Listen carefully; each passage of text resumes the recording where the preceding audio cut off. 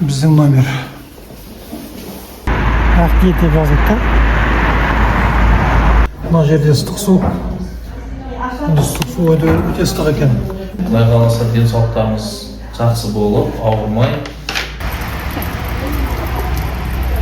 Гүлжан деген Гүлжан ханым бізге Айкүл ханым әлемнің қысымын тексеріп өтті. Жемізге массаж парафин істедік.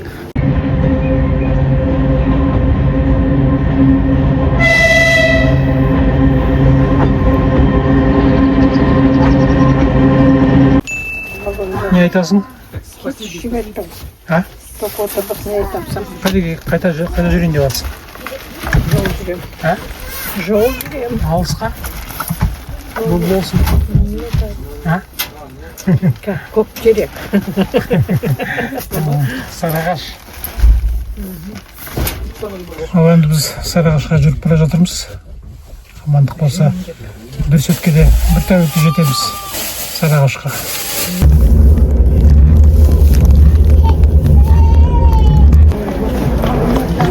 Қызылорда, Көкшетау.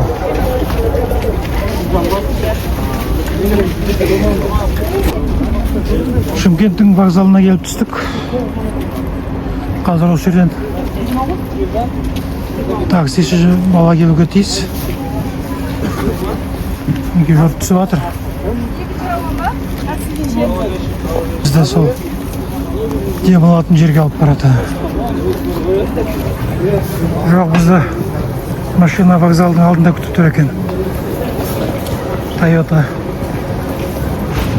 Highlander екен, қандай үлкен машина. Кроссовер 535 номері. Осы жерден шығамыз қалаға.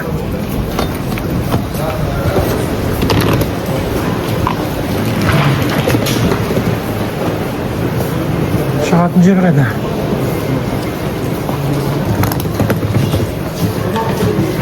Вокзалдар ұзын екен өзі.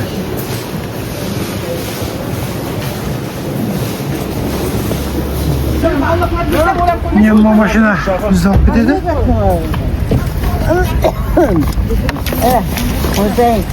Ол сол кісілікі ғой. Есть ручка. Таксиге отырдық. Бізді қарсы алды. Қазір жүреміз. Неше адам отырамыз? Пойыз 15 минутқа кешігіп келді. Қазір Көктерек ауылына алып барады. Курортына. Жарайды. Шымкенттің вокзалы бер жағынан неден қарағанда, алаңнан қарағанда. Мына жерде сағат нешені көрсетіп тұр? Сағат 11. Біздің бөлмеміз. Мына жерде санузел, мына бөлме номер. Түнде келіп түстік қой, жаңаған тұрып, енді жан жағымызға қарап атқанымыз.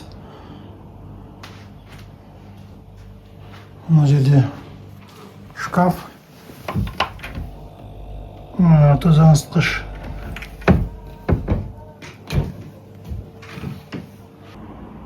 Мына шкафқа сыртқа киімдерімізді іліп қойдық. Біз енді солтүстіктен келдік қой. Сыртқа киімдеріміз көп, қалың.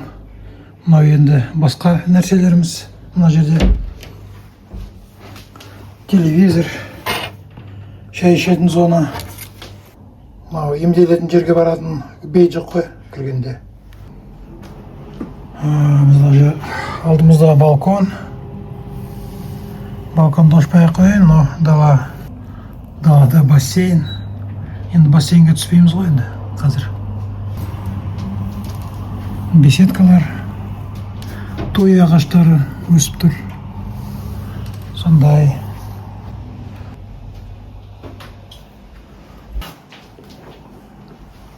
Жарайды. Қазір енді дәрігерге барып, назначение дейді ғой, сондай аламыз. Қалай әлі қапанна? Жақсы. Жақсы жеттік, жақты орын алыстық. Номеріңіз жақсы.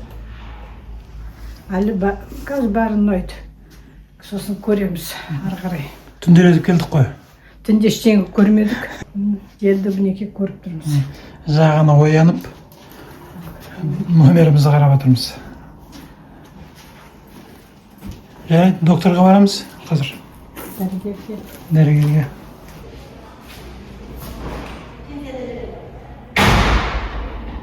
Ол жер Ақниеттің ресепшені. 306 мың теңге. Бірінші күн ақшасын төлейміз. Көрінді. Эльмира ханым біздің құжаттарымызды дайындап жатыр.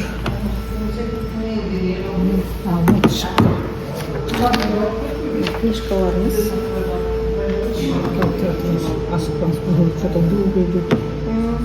Ана не интернетіңіз дұрыс істемей тұр ма? Wi-Fi қосылды ма? Жақсы ем болсын. Жақсы демалыңыздар. Жақсы, рахмет Бөлмеде сізге. беджиктеріңіз бар? Жақсы ем болсын. Врачтың кабинетінің алдында отырмыз. Мына жерде минералды су бар екен ғой. Шетінде. Минералды су. Осы жерде кезек алдық. Қазір кіреміз. Мына жерде бүйрекке арналған, бауырға арналған шайлар бар. Кето шай. Кислородный коктейль деп жазылып тұр. Бұл сағат 3-те. 3-тен 4-ке дейін. Осы жерде. Біз ең төменгі этажында. Келдім маған. Минерал суға келді. Сарыағаштың суын бірінші рет ішейін деп жатырмын бүгін. Осы қағазбен қазір докторға кіреміз. Назначение болады. Одан кейін 10-шы кабинет сухая кислована, сосын трон кегел деген бар. Трон кегел. 13-ші кабинет. 28-ний кірсе. Массаж стопа деген бар. Стопа. Массаж стопа. Тапанға да. 2 рет бесплатно. Бірден кейін басқа тағы вакуумный капсулаға шыдайсыз ба? 27-сіне бердім ертең кейін. Осыған кіресіз. Докторға кіріп шықтық. Абылайхан атты азамат бізге назначение жасап берді. Осымен емдеуімізді бастаймыз. Рахмет. Жақсы ем қонсын сіздерге де. Рахмет. Құдай қаласа денсаулықтарыңыз жақсы болып, ауырмай, Құдай қаласа келіп тұрыңыздар. Тағы да келе беріңіздер осы жерге. Доктордан назначение алып келдік қой. Қағаздарын толтырды. Енді осы назначение бойынша мінекей толтырды. Екі қағазға толтырды. Мынау менікі. Бисмилlah деп бастаймыз.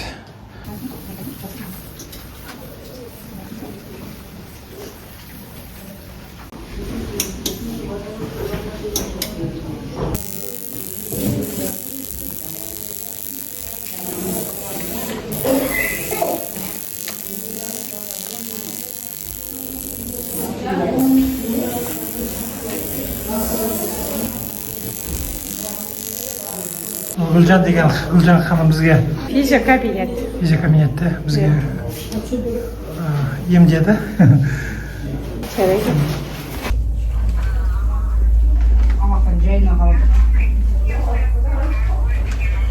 Осы жерден 10 минут парафин аламыз. 10 минут қана. Содан кейін тұрып келесі емге барамыз. Солай.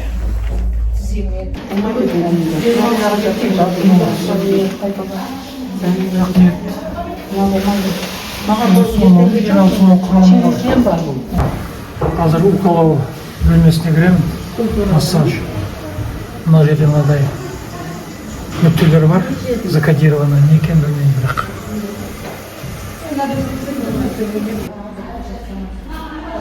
Мына минералды судың крандары. Мына жерде ыстық су. Ыстық су Су өте ыстық екен. Мынау жылы су. Осы жылы судан алдық, ұнады. Жылы су. Минералды су.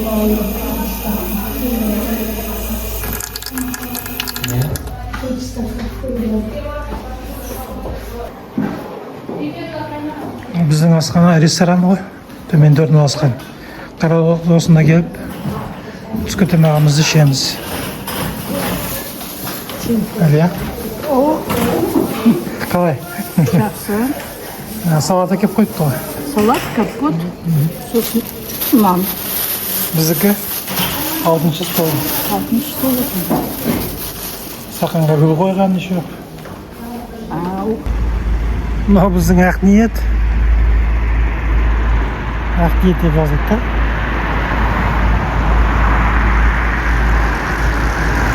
Ана тұрған мен.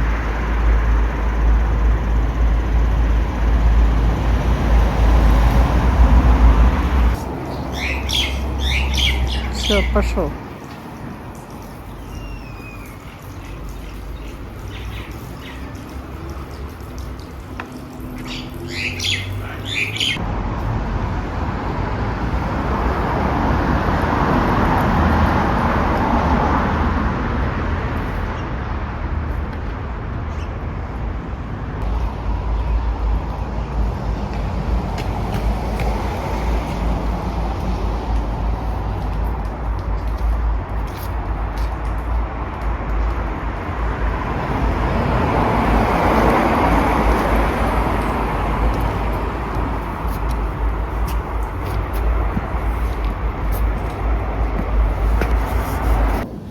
Номерге көтеріліп бара жатырмыз.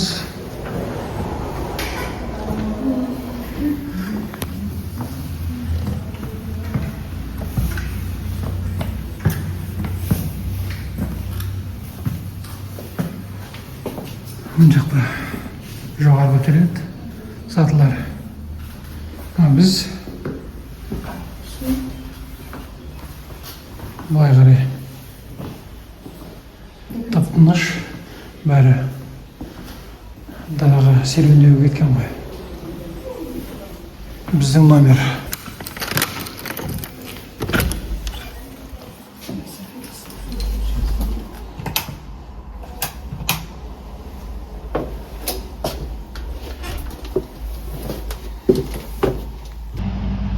Балконнан қарап тұрмын, далада кенеттен қар жауып кетті. Сулы қар. Енді далаға шығып серуендеу қиындау болады. Қары өтіп кетті. Қар әлі жауып тұр. Достар, осы Ақниет шипажайын сіздерге кеңірек таныстыру үшін шипажайдың администраторы Шынар ханыммен әңгімелесіп, шағын подкаст құруға келісіп қойып едім. Сағат 10-ға деп келістік. Қазір мен төмен түсіп келе жатырмын. Құрметті достар, құрметті көрермендер, сіздер менің Қаланың қазағы атты YouTube каналымды тамашалап отырсыздар. Лайк басып, комментарий жазып, қолдау көрсетіп отырғандарыңызға көптен көп рахмет. Ал жазылмағандарыңыз болса, осы каналға жазылып қоюды ұмытпаңыздар. Бүгінгі біздің каналымыздың қонағы Ақниет шипажайының администраторы Шынар Маратқызы. Қазір осы интервьюді тамашалап қараңыздар, сізге қызықты болады деп ойлаймын. Ал Шынар Маратқызы, өзіңізді таныстырып өтсеңіз. Сәлеметсіздер ме, құрметті қазақ жастары YouTube каналының көрермендері. Ал мен өзімді таныстыратын болсам, мен Шынар Маратқызы 1992 жылдың 2 қазан айында дүниеге келдім. Отбасымызда анам, әкем, мен және інім, бір ұл, бір қызбыз. Әкем 66 жылғы инженер мамандығында жұмыс істейді. Анам 67 жылғы анестезиолог врач болды реанимацияда. Мен өзім жоғарғы оқу орнын экология мамандығын оқып бітірдім. Інім де жоғарғы оқу орнын бітірген. Есімі Серғазы. Бірақ қазіргі уақытта осы Түркістан облысы, Сарыағаш қаласы, Көктерек елді мекені Тұрар Рысқұловада орналасқан Ақниет шипажайында жұмыс істеймін. Бұл жеке кәсіпкер, өзімнің ата-анамның жеке кәсібін администратор қызметінде жұмыс істеп жатырмын. Тұрмыстамын, 4 ұлым бар. Тамаша. Осы Сарыағаш өңірінде халыққа қызмет жасау жағынан, әсіресе шипажай жағынан конкуренция, яғни бәсекелес өте жоғары ғой. Осы ортада қиындықты жеңіп, өзіңізді осындай деңгейде қалай ұстап тұрасыз? Әрине, қазіргі таңда 60-тан астам санатория бар. Барлығы жақсы емдері. Сарыағаштың суы негізгі ішкі құрылыстарды тазалауға арналған емдік су. Оны еш уақытта тоқтатуға болмайды. Ол жердің астына қатты ыстық градуста шығып жатқан ыстық минеральный су арқылы келетін демалушыларды емдейміз. Біз оған қосымша көптеген процедураларды қостық. Тек қана ішкі құрылыстарды тазаламай, суставтарды емдеуге, баста қан айналымдарды жақсартатын емдерді қостық. Тамақ арқылы, ем, тазалық арқылы келетін демалушылардың сенімін ақтап, көңілдерінен шығып жатырмыз. Енді көңілдерінен шықпай да қалған демалушыларымыз бар. Олардың бізге айтатын уәждерін есепке алып, біз солардың барлығын ескеріп, жылы қабылдап, соның орнын толықтыруға әрекет жасаймыз. Жаңағы минерал су өзіңізден шығып жатыр дедіңіз, осы шипажайда ыстық су сонда неше градус? Өте жоғарғы ыстық температурада шығады, қолды күйдіретін. Соны біз келетін демалушыларымызға жинақтап, оларға 2 түрлі градуспен береміз. Ыстыққа, бірақ ыстық кезінде оны іше де алмайсың, тіпті шомыла да алмайсың. Қатты ыстық болады. Қазақстанымыз енді үлкен мемлекет қой. Осы шипажайға қалай бұрындап, консультация қалай алуға болады? Қазіргі уақытта интернет желі арқылы алдын ала броньдап келіп жатыр келетін демалушыларымыз. Оларда 24/7 күтіп алу барлығы толық қарастырылған. Бірақ та десек те алдайтын туроператорларымыз арасында кездесіп жатыр. Сол үшін туроператорларыңыз алдымен таңдаған кезде оларға сенімді түрде предоплата аударғаннан кейін бронь подтверждениеңізді қойған санаторияңыздың печаты бар ма, ин барлығы толық жазылған ба, соған назар аударуларыңызды сұраймыз. Бірақ та сенімді оператор қыздарымыз да бар. Солар интернет желі арқылы келетін демалушыларымызды күтіп алып, санаторияға броньдап, өздерінің водительдерін жіберіп, күтіп алып орналастырып жатыр. Түсінікті. Осы жағынан мен сұрақ қойғым келеді. Мысалы, біз Көкшетаудан Шымкентке пойызбен келіп түстік. Сонан кейін бізді қалай қарсы аласыздар? Алдымен сіздер бронь қойған кезде предоплатамен бронь қоясыздар, бронь подтверждение аласыздар. Сосын аэропорт или ЖД вокзалдан келетін билеттеріңізді жібересіздер. Сол келетін уақытқа біз сіздерді күтіп алатын водительдерге жібереміз, солар күтіп алады сізді. Өте жақсы. Бізді сондай таксимен күтіп алдыңыздар. Түнгі сағат 1:30 біз келіп түстік. Сондай бір жақсы қызмет бар екен. Мынау қызмет істеп жүрген осы шипажайда медбикелері бар, басқа да қызмет көрсетушілер бар. Олардың білімдері қандай алған? Алған білімдері барлығы оқу орнын бітіргендер, дипломы бар мамандар, жұмыс істеген стажы бар мамандар. Бізде дәрігерімізде бар, старший медсестрамызда бар, медсестраларымыздың барлығы оқыған. Оларды жылына 1 рет жаңа аппаратуралар келген кезде тағы да түсіндіру жұмыстар жүріп жатады. Сонда қызметке алғанда осы мамандарға қандай талап қоясыздар, қандай көрсеткіш бойынша жұмысқа аласыздар? Көрсеткіш бойынша келетін демалушыларымыздың ең алдымен көңіліне қарап, жылы мінездерін, жылы қабақтарын беруін сұраймыз біріншіден, екіншіден таза сапалы ем беруін сұраймыз. Осы шипажайда демалып жатқан емделушілердің географиялық орналасқан жағын айтып шығыңызшы. Қай жақтан келіп жатыр?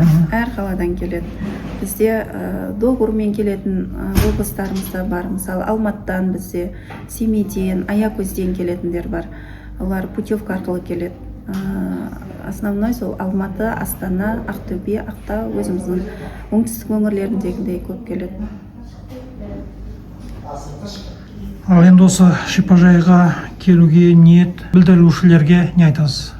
Ниет білдірушілерге ең алдымен өздеріне сенімді операторларын таңдап, келетін шипажайдың еміне назар аударып бронь қоюларыңызды сұраймыз. Сосын сізді күтіп алып орналастырады. Үлкен жас демей, денсаулықтарыңызды қазірден қолға алуларыңызды сұраймын. Өзіңіздің жақын адамдарыңызды қуантатын болсаңыздар да, санатория сіздерге сыйлық ретінде сертификат табыстайды. Айтады ғой, бірінші қазына денсаулық деп. Ауырмай жатып ем іздеулеріңізді сұраймыз. Қазақ жастарының YouTube каналының көрермендеріне осы каналға тіркеліп, жақсы мағлұматтарды хабар болып отыруларыңызды сұраймыз. Рахмет. Құрметті көрермен достар, Шынар Маратқызы, әңгімеңізге көптен көп рахмет. Осындай ашық шынайы әңгіме сіздердің компанияларыңызды халыққа жақын таныстыруға септігін тигізеді ғой деп ойлаймын. Жұмыстарыңызға табыс тілеймін. Биыл туған жылқы жылы ғой енді. Бұл нағыз қазақтың жылы деп ойлаймын. Енді осы жыл сіздерге мол табыс әкелсін, пайда келсін, өте қуаныш әкелсін. Жұмыстарыңызға көптен көп табыс тілеймін. Ал енді мынау жастарға, осы шипажайда жұмыс істеп жүрген жастарға ғана емес, бүкіл жастарға айтатыным, жұмысқа, қызметке келгенде өзіңіздің жұмысыңызды адал істеңіз, жақсы істеңіз, өте сүйіп істеу керек жұмысты. Жақсы істеген жұмыс өзінің табысын әкеледі. Мысалы, сізге бір басшыңыз бір тапсырма берсе, сіз ол тапсырманы жай ғана емес, артығымен орындаңыз.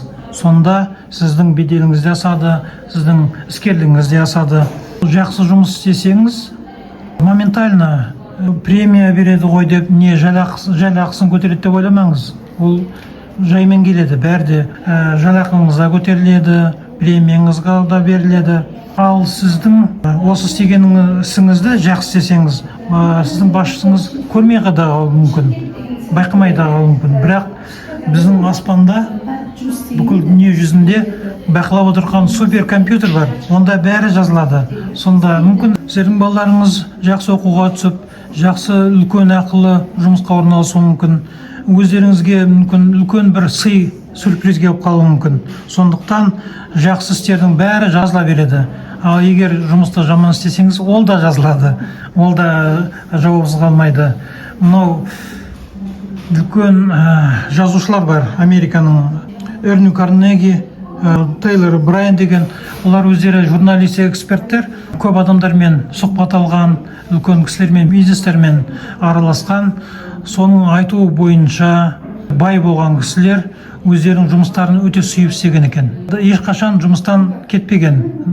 Ал кедей адамдар өздерінің жұмыстарын өте сүймеген, жұмыстан қашып кету, сұранып кету, бір жерге дұрыс істемеу, сондай болған адамдар өмірдің соңында кедейлікке ұшыраған екен. Сондықтан жұмысымызды, қызметімізді жақсы істесек, бәріміз де бай, бақытты, табысты боламыз. Сіздердің миссияларыңыз қандай? Халыққа сапалы ем беру біздің миссиямыз. Келетін демалушыларымыздың барлығын көңілінен шығып, оларға ем іздеп келгенге шипамызды, жылы қабағымызды беру, дәмді асымызбен қуанту. Өте жақсы. Рахмет сізге. Рахмет.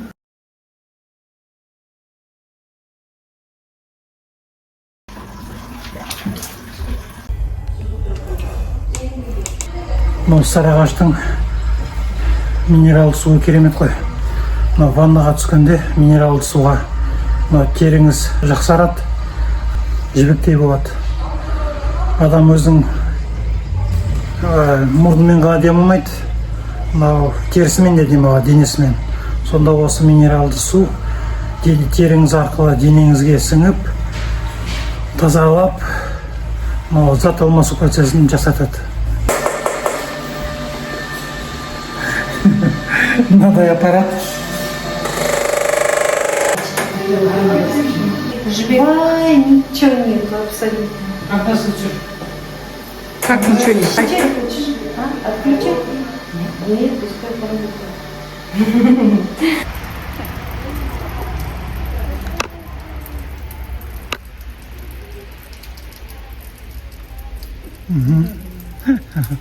Әлгі панна терезеден қарап тұр. Ақ ниеттің ауласын қарап шығайық. Бүгін таңертеңнен бері жауған қар еріп жатыр ендігі.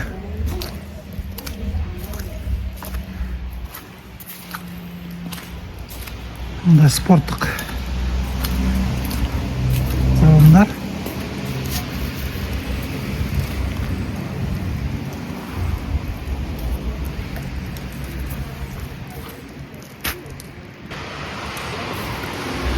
Жаз күні мына жерде фонтан болады. Ауаға тиісті.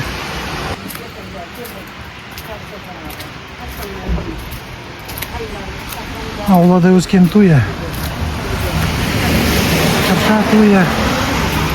Мынау қар жамылғаннан кейін жақсы болып тұр. Мына жерде баспадан ақындап түсейік. Бай. Мына жерде аллея сияқты жол. Осының ар жағында жазғы бассейн. Оны қалай шығуға болады? Былай жүреміз. Ағаштың арасымен. Қар жауған күйінде еріп жатыр. Мына жерінде жазғы бассейн. Күшті. Қазірде су, қардың суы. Осылай жауа берсе толып қалады ғой қар суы.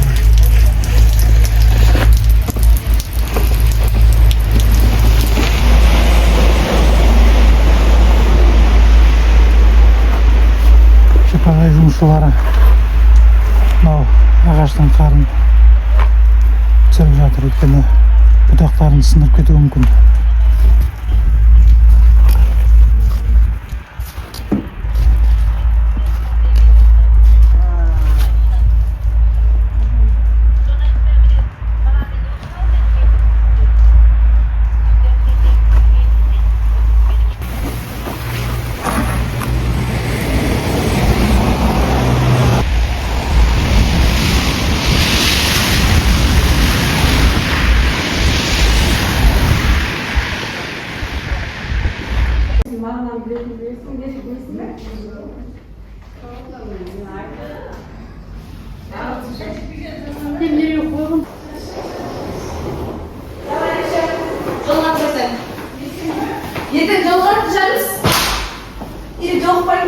Kız edim sol кезде шашыңа бантик байлаған өзгеріп кетіпсің бұл күнде көз тастап көзіңе тоймаған нұрлы бейнең сенің жандай арманысың қандай жандай шырарым ай сен мөлдірсің еркем тау бұлағындай. Мен айтып тұрмын ғой, сен мөлдірсің еркем тау бұлағындай.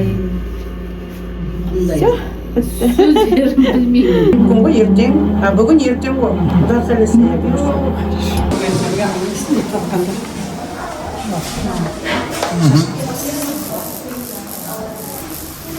Бұл университеті басы. Қантандырлар. осындай инструмент үйде бар. Қарама, біз көмірге қолданған жоқ, әлі упаковкада тұр сол. Екі жыл болған шығар.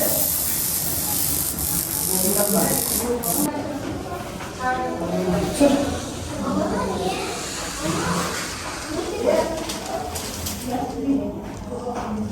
Ағам күштілан болу керек мен.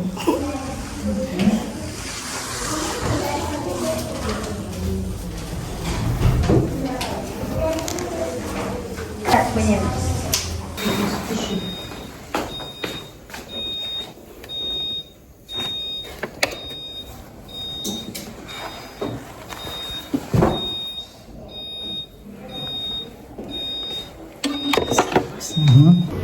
Мына жерден ингаляция аламыз.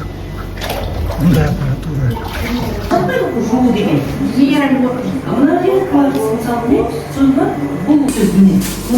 Мына ингаляцияның аппараты. Осыған мынасындағы шөптің аты қандай?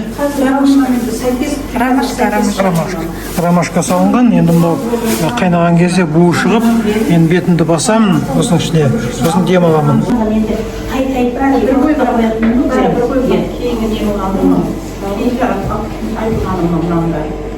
Кішкене тартасонны құртыңызды.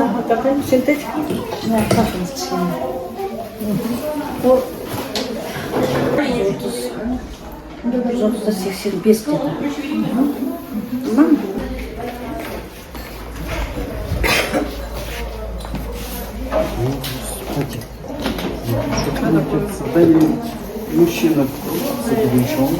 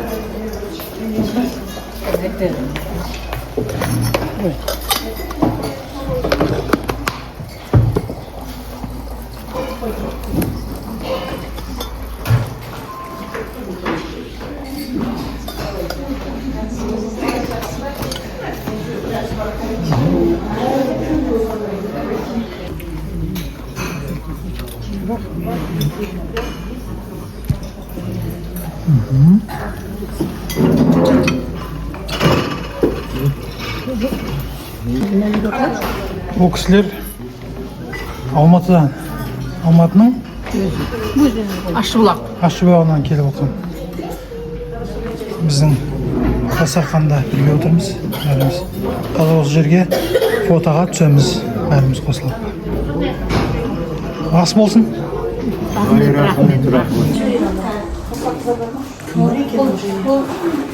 Таңертең жетіде бізде пойызымыз. Бізді кештен апарып тастап, түнде сонда тұрамыз да жұмыс істейді. Түнде таңда барсаңыз да болады ғой. Сонда кім? Эльмира Сойда. Өзің сөйлемесін. Күнашқа келіп, қазір стулдар, мына стулдардың электро. Трон деген. Трон деме, біз көп тұрым. Так,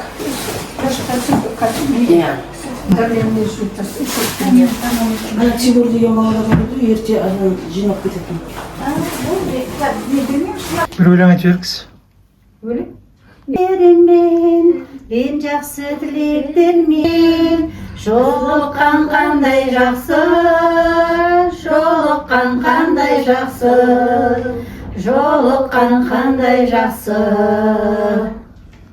Осылай Ақниет шипажайындағы 10 күндік демалысымыз аяқталып, енді елге жиналып жатырмыз ғой.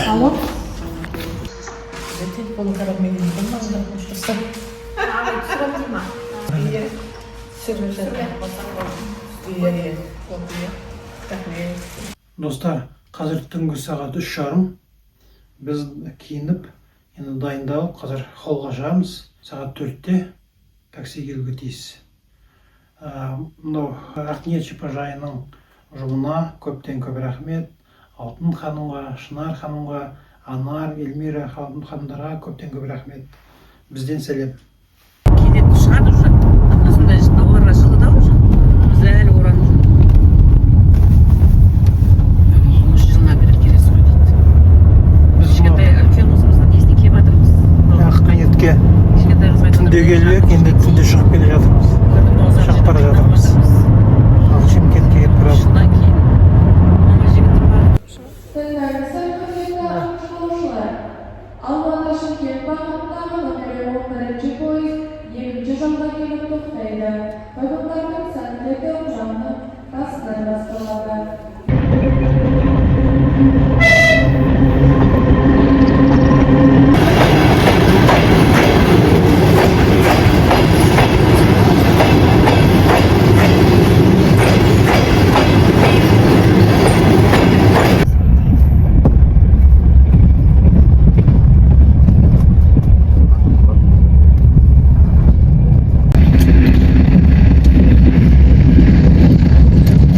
қыс мезгілі ғой, ақпан айының басы болса да оңтүстікте күн жылы, жердің көгі шығып атқан сияқты, сондай денеге жағымды.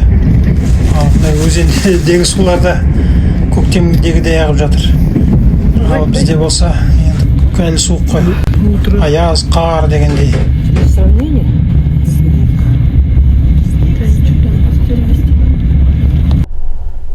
Енді міне өзіміздің Сарыарқаға да жеттік. Жер қар жамылған, ағаштардың бәрі қар, аяз, содан соң боран болып тұр ғой демекші. Енді міне Бурабай тауларының шетімен жүріп келе жатырмыз. Қазір Бурабайдан шығып, Көкшетауға бет алдық. Көкшетауға келіп түстік. Қар масқара жүргізбейді. Мына біздің пойыз. Қызылорда Көкшетау. Күн суық, аяз. Келе жатырмыз. Сумкамызды тартып. Көкшетау қайдасың деп. Келе жатырмыз.